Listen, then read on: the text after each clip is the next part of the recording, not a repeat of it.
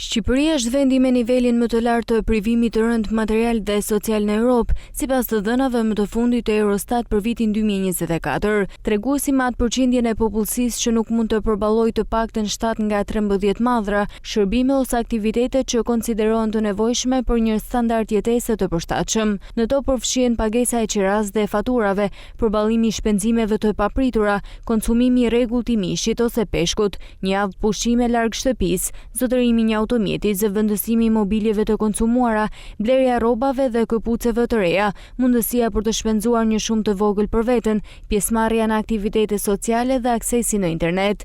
Të dhënat tregojnë se rreth 35% e popullsisë në Shqipëri jetonte në kushte të privimit të rënd material dhe social në vitin 2024, niveli më i lartë në Europë. Shifrat tregojnë se ndeku mes Shqipërisë dhe vendeve të Bashkimit Evropian mbetet shumë i madh. Mesatarja BE-s ishte rreth 6.3% në vitin 2024, rreth 5 herë më ulët se niveli i regjistruar në Shqipëri.